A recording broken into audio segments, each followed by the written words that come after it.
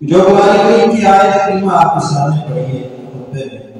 اللہ تبارک و تعالیٰ اس میں ارشاد فرماتے ہیں، فرمایا یوم لا ينفع مال ولا بنون،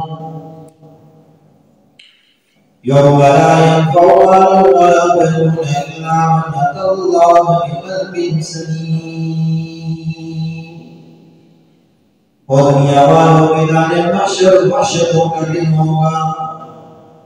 میدان محشر وحدانی کا دن ہوگا، میدان محشر افراتفری کا دن ہوگا، میدان محشر نفسا نفسی کا دن ہوگا۔ وہاں تیری اولاد تجھے کام نہیں آئے گی، تیرے بیٹے تجھے کام نہیں آئیں گے، تیرا مال تجھے کام نہیں آئے گا، جو تو نے حلال و حرام کی ہر ایک طور پر کمایا، جو تو نے لوگوں کو دھوکے دے دے کے کمایا، جو تو نے غیروں کے حق کھا کے کمایا، جو تو نے ملاوٹ کر کے کمایا، اور وہ گھر وہ تو جمع کر لیے، لیکن میدان محشر میں رب العالمین کا قرآن کیا کہتا ہے؟ لا ينفع مال، یہ مال کام نہیں آئے گا۔ اگر میدان محشر میں انسان کے پاس اتنا مال ہو جائے کہ زمین و آسمان کے درمیان ساری خلا بھر جائے، اتنا اور ہو جائے، دگنا ہو جائے، وہ سارا مال بھی اللہ کی حضور دے کر اس دن کی راحتیں حاصل کرنا چاہے تو نہیں کر سکتا۔ لا ينفع مال، اس دن مال کوئی کام نہیں آئے گا، ولا بنون، بیٹے بھی کام نہیں آئیں گے۔ قرآن نے یہاں پر خصوصی طور پر بیٹوں کا نہیں اولاد کا تذکرہ کیا۔ بیٹیوں کو تو ویسے بھی تم کمزور سمجھتے ہو، بیٹیوں سے تو ویسے بھی تم اتنی محبت نہیں کرتے۔ معاشرے میں انسان کی فطری محبت اپنی نرین اولاد کے ساتھ ہوتی ہے، بیٹوں کے ساتھ ہوتی ہے۔ قرآن نے اس کی نفی کر دی، یہ بیٹے جو دنیا میں بڑی عزتیں دیتا ہے، بڑی محبتیں دیتا ہے، یہ بیٹے کی کام نہیں آئیں گے۔ تجھے ایک نیکی چاہیے ہوگی، تجھے ایک نیکی جس بیٹے کو تو نے حلال و حرام کما کے پال کے بڑا کیا تھا، جس بیٹے پہ تو نے اپنی جوانی خرچ کی تھی،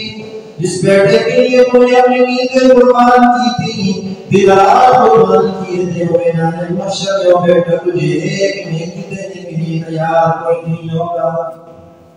لا ينفع مال ولا بنون، تمہیں نہ مال کام آئے گا نہ اولاد کام آئے گی۔ والدہ میدان محشر اتنا وحشتناک ہوگا، اتنا ہولناک ہوگا کہ مجھے مال بھی کام نہیں آئے گا، میری اولاد بھی کام نہیں آئے گی۔ دوباری تعالیٰ بتا دینا کام کیا آئے گا، کون سی چیز ہمیں میدان محشر میں نفع دے گی؟ رب العالمین فرماتے ہیں من اتى اللہ بقلب سلیم۔ میدان محشر کی ہولناکیوں میں اس وحشت والے دن مال اولاد کچھ کام نہیں آئے گی، وہاں سکون، اطمینان، عزتیں اس کو ملے گی جو دربار میں بیدار دل لے کے آئے گا، کاموں سے پاک دل لے کے آئے گا،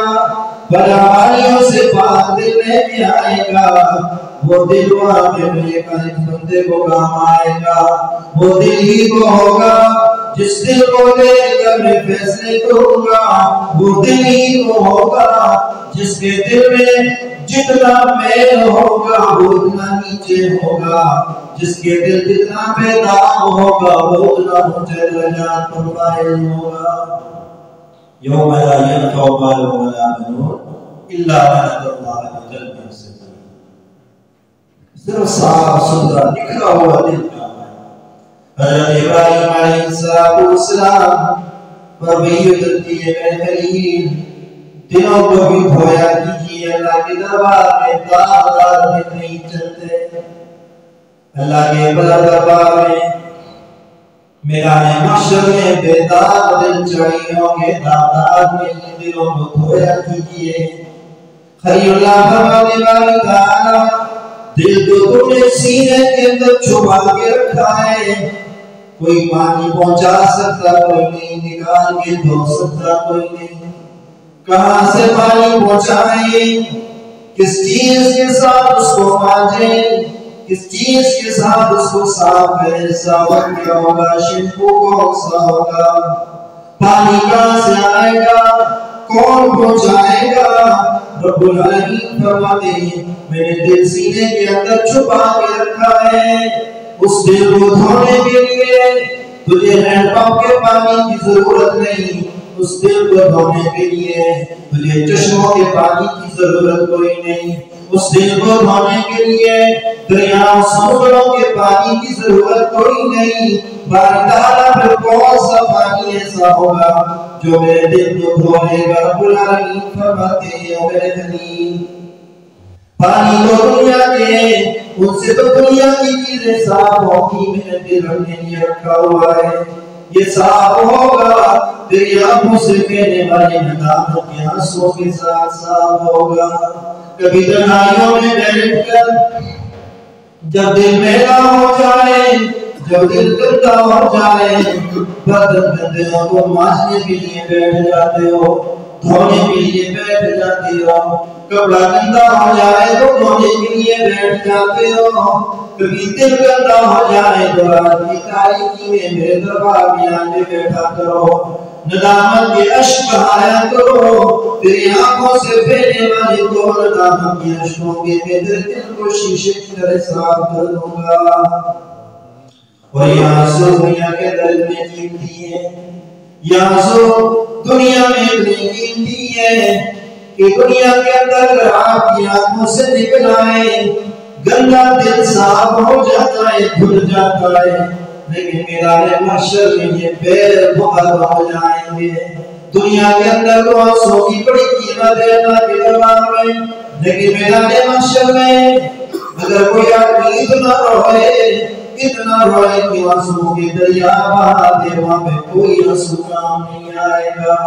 اس لیے آنسو بہانے کی جگہ دنیا ہے، جہاں آنسو بہا لیجیے،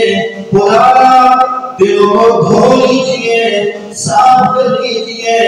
زندگی کی کوئی گارنٹی نہیں ہے، ہم تو انتظار کر رہے ہیں کب فارغ ہوگا، بستر پہ آئیں گے، پھر اللہ اللہ کریں گے، روئیں گے، اس کو منائیں گے، کبھی بیمار ہوں گے چارپائی پہ لیٹیں گے، پھر اللہ کو منا لیں گے۔ نانا میرے دوستو بیماریوں کا انتظار مت کیجیے، بیماریوں کا انتظار مت کیجیے، بڑھاپے کا انتظار مت کیجیے، یہ کسی کی نہیں ہے جو زندگی، یہ تو کسی کی نہیں ہے، اس کی کوئی گارنٹی نہیں ہے۔ آشیانہ کل پہ کب تیری میراث ہے، آشیانہ کل پہ کب تیری میراث ہے، بس غنیمت جان لے جتنا بسیرا ہو گیا، اسی کو غنیمت سمجھیے، جو نواب جو زندگی کی ساتھ رب العالمین نے دے دی ہے، انہی کو قیمتی بنائیے۔ رو رو کے اپنے دلوں کو صاف کیجئے، اپنے دلوں کو دھو ڈالیے تاکہ اللہ کی رحمت ہمارے دلوں میں بسیرا کریں۔ یہ تو ایک نسخہ ہے جو ابراہیم خلیل اللہ علیہ السلام کو رب العالمین نے بتایا کہ جب دل گندے ہو جائیں، داغدار ہو جائیں، تو پھر کیسے صاف کرنا ہے؟ لڑائی میں بیٹھ کے اور صاف کرنا ہے۔ ان کو